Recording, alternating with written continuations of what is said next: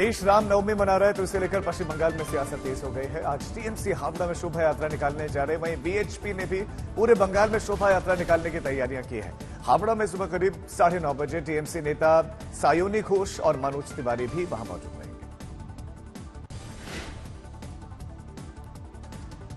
प्रधानमंत्री नरेंद्र मोदी ने पश्चिम बंगाल के बलूरघाट में रैली करते हुए रामनवमी का जिक्र किया। उन्होंने टीएमसी की सरकार पर गंभीर आरोप लगाए। ये कहा कि ममता सरकार ने बंगाल में रामनवमी के उत्सव को रोकने का हर संभव प्रयास किया, लेकिन सच्चाई की जीत हुई है।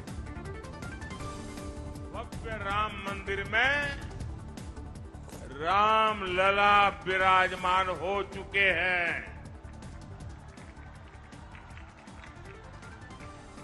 मुझे पता है टीएमसी ने हमेशा की तरह यहां रामनवमी उत्सव को रोकने की पूरी कोशिश की,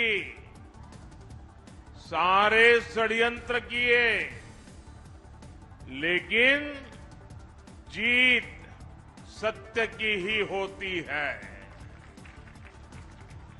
इसलिए कोर्ट से अनुमति मिल गई है। टीएमसी ने एक तरह से बंगाल को अवैध घुसपैठियों और अपराधियों को लीज पर दे दिया।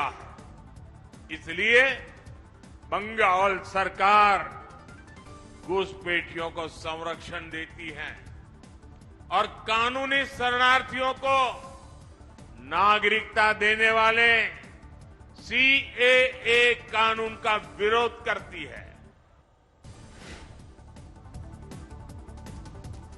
ममता बनर्जी ने बीजेपी पर निशाना साधा है। उन्होंने कल कहा कि बंगाल में दंगा हुआ तो इसके लिए बीजेपी और चुनाव आयोग जिम्मेदार होगा।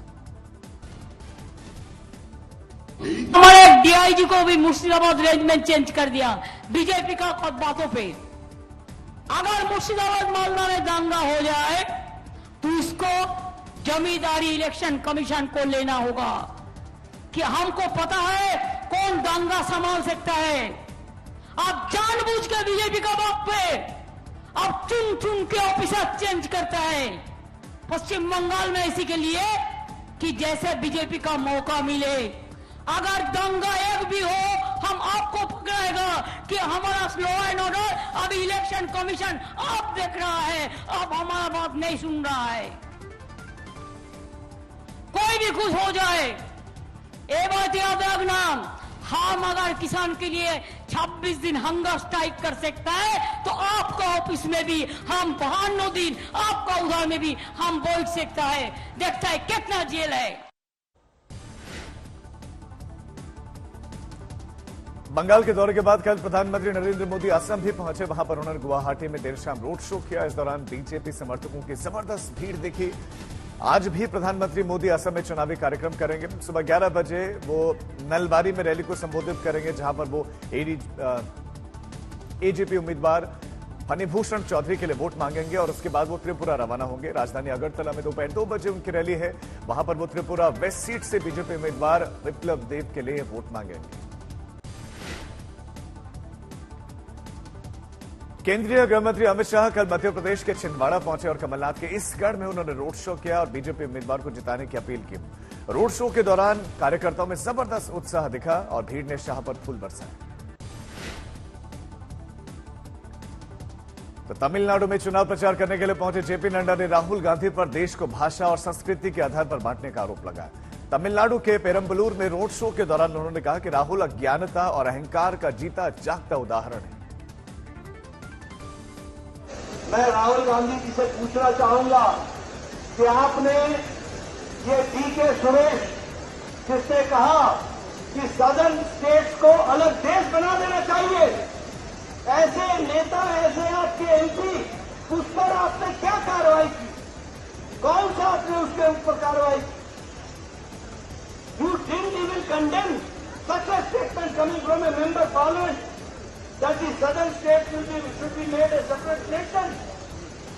This is your double standard and this is your way of looking towards the nation. और उसी तरीके से ये टुकड़े टुकड़े गैंग के लोगों को उनके साथ तुम जाकर के जेल में खड़े होते हो और तुम प्रधानमंत्री मोदी जी पर आरोप लगाते हो। विपक्ष भी लगातार पीएम मोदी और बीजेपी पर हमलावर है। आरजेडी प्रमुख लालू यादव ने ट्वीट करके कल हमला बोला और कहा कि बीते 10 साल में केंद्र सरकार ने सिर्फ बेरोजगारी, महंगाई, गरीबी और जुमले ही दिए। वहीं तेजस्वी ने भी प्रधानमंत्री पर निशाना साधा। भीमराव अंबेडकर जी का संविधान जो है देश का सबसे पवित्र किताब है और उस पवित्र किताब को खत्म करने के लिए भाजपा के सभी प्रत्याशी खुलेआम बोल रहे हैं कि संविधान को खत्म किया जाएगा जब मोदी जी को प्रचंड बहुमत मिलेगा। इस पे मोदी जी क्यों नहीं बोल रहे, क्यों नहीं कार्रवाई कर रहे? मोदी जी नौकरी पे क्यों नहीं बोल रहे भाई, गरीबी पे क्यों नहीं बोल रहे? क्या हुआ काले धन का, क्या हुआ स्मार्ट सिटी का, क्या हुआ गंगा सफाई अभियान का? इनको और कुछ तो आता नहीं है, केवल जो है हिंदू मुसलमान की बात करना है, तलवार की बात करना। हम बोलते कलम दो ना लोगों के हाथ में, कलम क्यों नहीं दे रहे? इतिहास का भूगोल ये सब ना पढ़ा है हम लोगों को। आप 10 साल प्रधानमंत्री हैं, आपने क्या किया ये बताओ।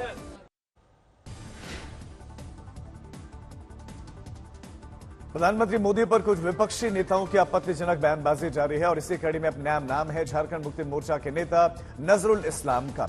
झारखंड के साहिबगंज में उन्होंने प्रधानमंत्री की तुलना हिटलर से करते हुए जो आपत्तिजनक बयान दिया। बीजेपी ने उनके इस विवादित बयान को लेकर चुनाव आयोग से शिकायत कर दी है।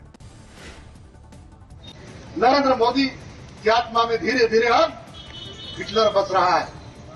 हिटलर जो है उसकी आत्मा में बस रहा है और चाहता है कि इस देश के संविधान को खत्म कर दिया जाए और उसने नारा दिया है। अभी चूंकि लोकसभा का चुनाव हमारे सर पर है, उसने नारा दिया कि हम 400 के पार जाएंगे। मैं आज आप लोगों से कहना चाहता हूं कि 400 किलो सीट नहीं, 400 फीट के अंदर नरेंद्र मोदी को काट दिया जाएगा।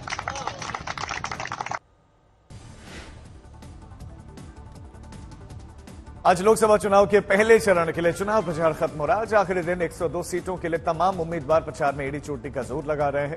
19 अप्रैल को पहले चरण का मतदान होना, लिहाजा आज प्रचार खत्म हो जाएगा। 21 राज्यों और केंद्र शासित प्रदेशों की 102 लोकसभा सीटों पर आज शाम को प्रचार थम जाएगा और इसके साथ साथ सिक्किम और अरुणाचल प्रदेश विधानसभा के लिए भी प्रचार का आज आखिरी दिन है। सिक्किम की सभी 32 और अरुणाचल की सभी 60 पर 19 अप्रैल को ही वोट डाले जाएंगे।